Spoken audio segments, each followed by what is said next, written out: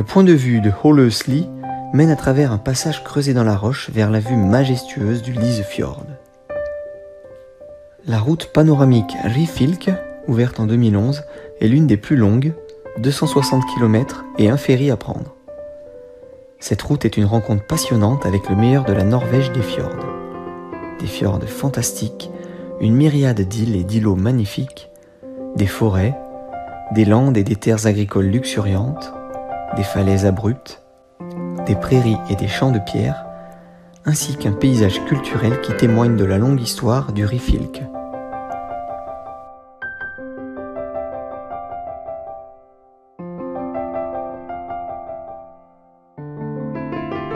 Les routes panoramiques norvégiennes sont 18 routes sélectionnées qui traversent des paysages aux qualités naturelles uniques le long des côtes et des fjords, des montagnes et des cascades.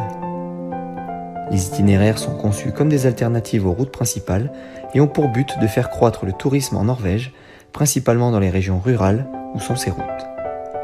Au total, elles couvrent 2136 km avec, pour chacune d'entre elles, plusieurs sites insolites, qu'il s'agisse de belvédères, installations d'art ou aires de repos aux toilettes très originales. Les routes panoramiques de Norvège comptent parmi les grands sites du patrimoine naturel norvégien.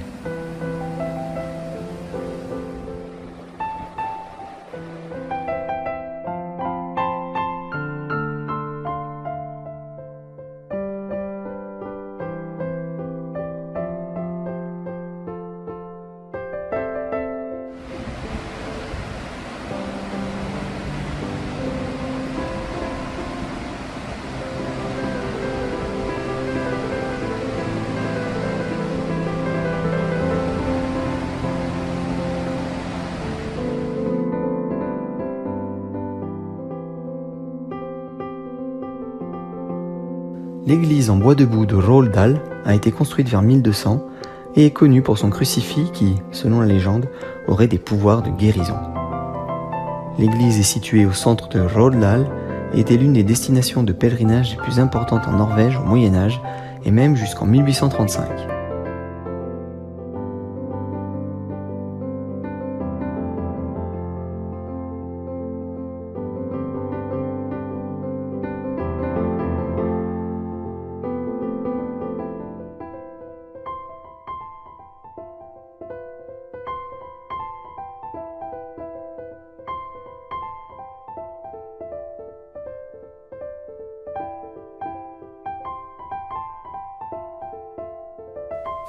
La cascade de Svandalfossen offre un spectacle grandiose lorsque la rivière est haute. Les 540 marches rapprochent les visiteurs de la puissante cascade et de la végétation luxuriante et magique qui caractérise le lieu.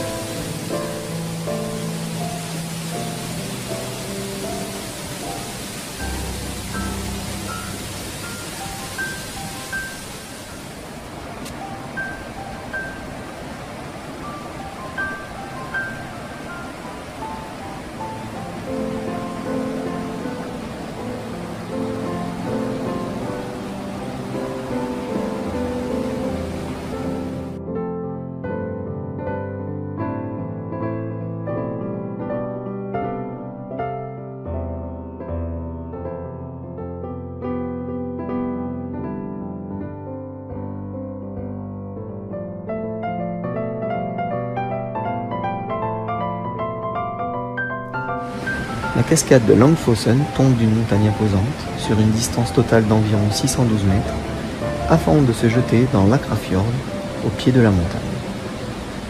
La cascade est l'une des rares en Norvège à ne pas avoir été utilisée pour la production d'énergie hydroélectrique. Elle est donc toujours dans son état naturel.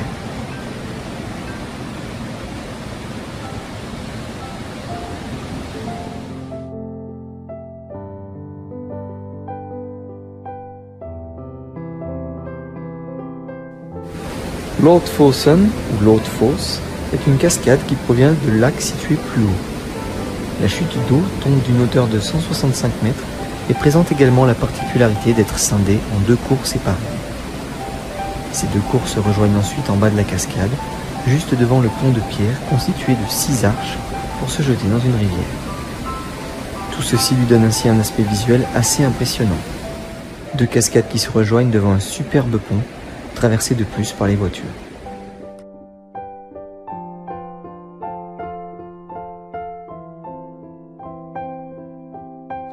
La route panoramique du Hardanger, 158 km et 2 ferries à prendre, est comme une carte postale, et presque partout où vous regardez, vous vous régalez de cascades tonitruantes, de fjords, de glaciers ou d'arbres fruitiers en fleurs. L'aire de repos d'Espen est une structure en acier de 64 mètres de long et 4 mètres de large, avec 12 modules de toiture de différentes hauteurs. Sous le toit se trouvent des toilettes et des bancs où vous pourrez profiter de la vue et vous reposer. Elle offre une vue magnifique vers le nord sur l'Hardangerfjord.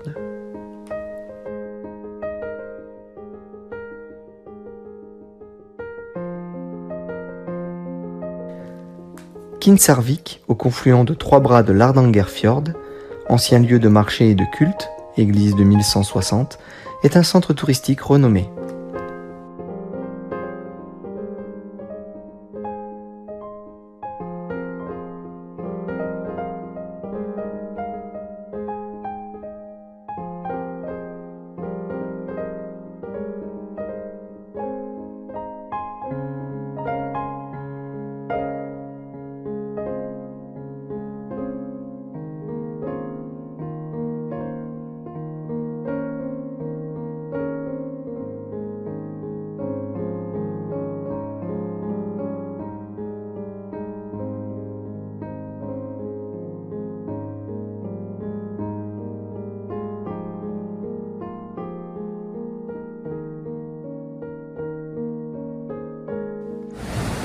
La cascade de Stystendalfossen, 46 mètres, est loin d'être la plus haute de Norvège dans son cadre bucolique.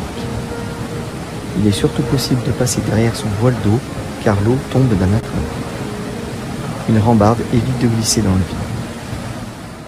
La cascade est à son apogée et la plus spectaculaire en mai-juin lorsque la neige fond.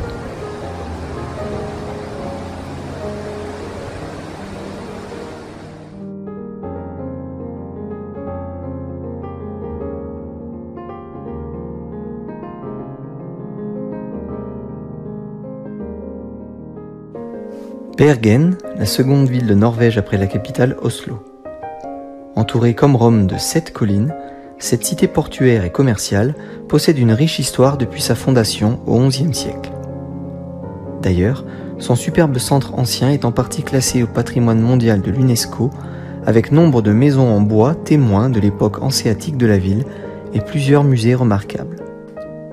Bien qu'elle soit la seconde ville du pays, il y règne une atmosphère provinciale, débordante de charme et d'esprit citadin, avec ses maisons accrochées à flanc de collines, ses petites ruelles pavées, ses sites touristiques connus dans le monde entier. Le quartier de Bryggen, quai de la Ligue hanséatique, est le vestige le plus manifeste de l'époque où Bergen était un centre de négoce avec le reste de l'Europe. Avec Londres, Bruges, Novgorod, Bergen fut l'une des 4 places principales de la puissante Ligue hanséatique, association de cités commerçantes de la Baltique et de la mer du Nord, dont les activités s'étendirent du XIIe au XVIIe siècle. Au sommet de sa gloire, elle fut une force économique, politique et même militaire de première importance. Plateforme d'un considérable commerce de denrées indispensables, poissons, sel, céréales, goudron, bois, etc., la Hanse contrôlait les embouchures des fleuves, de la Vistule au Rhin, exportait ses produits jusqu'en Russie et en Italie, et imposait un contrôle sévère de la qualité des marchandises. À Bergen, elle disposait d'un monopole sur le commerce de la morue, qu'elle échangeait contre les indispensables céréales de la Baltique et des produits fabriqués. Le déclin de la Hanse s'amorça vers la fin du XVe siècle.